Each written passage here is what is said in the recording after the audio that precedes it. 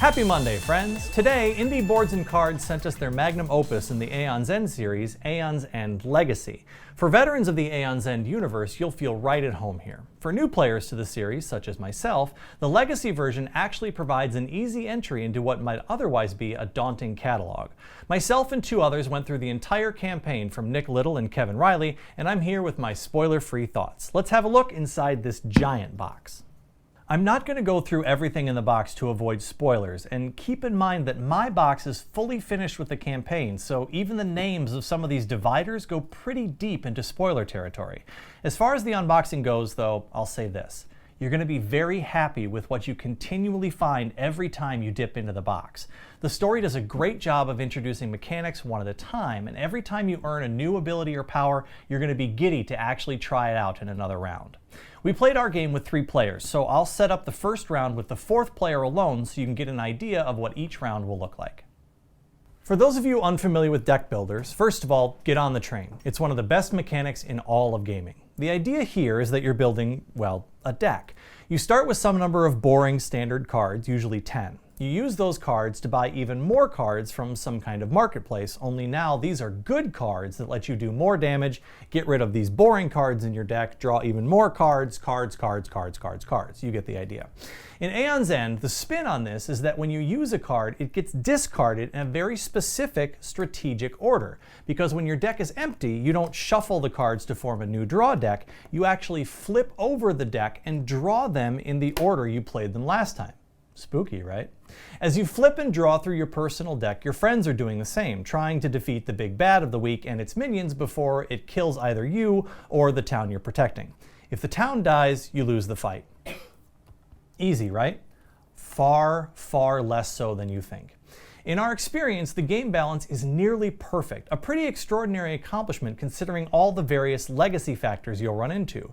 In nearly every one of our games, victory or defeat came down to key decisions or the luck of the cards. Losing a fight against a boss means that you'll reset the same fight with a few differences that I won't get into too much as I'm trying to keep this review spoiler-free, but the second go-around will be easier, and while victory's still not guaranteed, you should be well set up to succeed. A quick note about my overall experience with this game. It came about that through choosing player powers and abilities, my character turned out to be the support character for the group. While it's not my normal role, it made sense in the moments plural, and I kept trying to find ways to contribute positively while not doing as much damage as my counterparts were. I'll say this, it's very likely that one of your group will end up in this role as well, and they're going to feel very, very worthless early on. Maybe to the point of giving up on the role. Don't.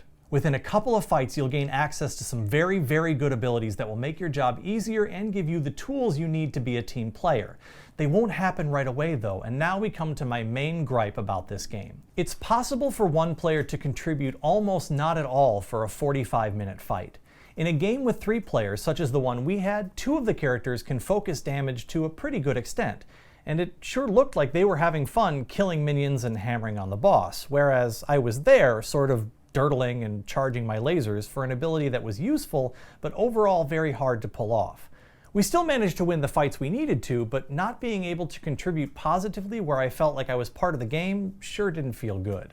By campaign's end, though, that had changed, and I was doing some real fun and useful stuff. I just wanted to get to that part sooner. Keep an eye out for this while you play. Back to the positive side. The legacy elements that are here are great, and you'll notice there are spots on the character cards for new powers and fun stuff. Every time you're put to one of these decisions where you have to choose how you're going to expand your character, it feels powerful. Like you've really earned the ability you're sticking on there, and waiting for the next game session to use it can feel like a special kind of torture. Do yourself a favor. Play this one in sessions long enough to play 2 or 3 battles. You'll get a better feel for the overall story, and you'll enjoy getting to use your new toys as soon as you get them. Aeon's End Legacy does an amazing job of serving up a compelling experience for both old hats and rookies. And yes, I did just use the phrase old hats. Let's have a look at our checklist, and I'll wrap up my review with some final thoughts. In the box, rulebook clear and non-gender pronouns. Legacy games tend to have a simplified rulebook to start, and as you unlock new components, new stickers get added in. Aeon's End is no exception, and your first game will be very clear thanks to the rulebook's easy way of walking you through how a turn works, and even going further into explaining what might be different about Aeon's End from other deck builders you've played. It also avoids using gendered pronouns, which increases clarity. Overall, the rulebook here is a very good example of how to make something complicated seem easy. Iconography clear. As with most Legacy games, the rule set is going to slowly grow as you play. Icons across cards start simple enough, but then build. Fortunately, the curve isn't too steep, and assuming you don't wait too long between game sessions, you shouldn't have any problem tracking what the game is trying to convey. Packaging well done. I was on the fence about this one. On the one hand, the card channel with dividers is a perfect solution for the massive amount of information you're going to have continual access to across game sessions. On the other hand, some of the tokens and sticker sheets and other spoilery stuff can get out of hand and don't really have a good storage solution in the box. Overall, the box does a fine job of keeping everything together, even if you will want a little more organization. On the table, good representation. Each colored hero has a masculine and feminine side, and you're going to choose early which side you're going to want to be playing with. The story does a good job with a very mixed cast of non-player characters as well. Component quality, not bad. While we couldn't handle using the tiny blood tokens for HP after a single game and switched to D10s, you're going to run into this feeling a few times throughout your campaign. The tokens overall just feel small, but if you like to pretend you're Andre the Giant, maybe that's your thing. The card quality is great, and that's where most of your interaction is going to be taking place. Replay value. While you can go back and play the individual level bosses again and again, the majority of this experience is geared towards going through the story. My group didn't have a lot of interest in going back and playing through the old fights again, though we did think about picking up other Aeon's End games to scratch our deck building itch. Fun to lose. For most of the game's battles, you're given two chances. If you lose the first time through a boss, the game adjusts the difficulty automatically and you go again. If you lose that time, then the story moves on past that fight. While it's never fun to have to move past a boss in the game you can't beat, in our experience, it shouldn't happen too often if you're paying attention. While our playthrough had a number of very close calls, we only lost a fight one time. And while it was disappointing, it wasn't the end of the world. If you're losing a lot, you should probably have a look at your overall strategy. It seems like this game is very well balanced towards the players to give you a tough yet beatable experience. Having played all the way through this box, my spoiler-free thoughts are as follows.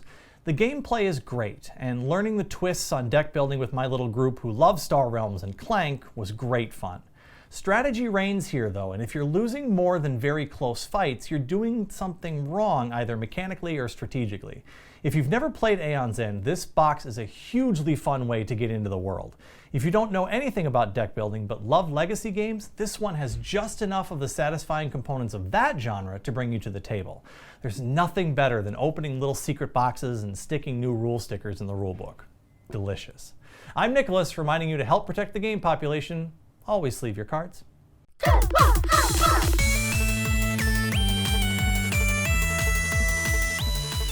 Hey everyone, if you enjoyed that video, please hit that sub button and check out all of our other offerings at goodluckhighfive.com. And please consider becoming a patron of the channel at patreon.com/GLHFmagic and help us keep making reviews, videos, and podcasts for as little as $5 a month. We're also always looking for new games to review, so if you make games or you know a company who does and wants to have their game reviewed on Good Luck High Five, please reach out to us at glhf@goodluckhighfive.com and we'd be happy to take a look. You can follow me, Captain N the Game Master, on Twitter and Instagram at CaptainNGM, and follow the channel at GLHF Magic. Remember, please shop at your local game store whenever possible. Until next time, I'm Nicholas, and good luck, high five.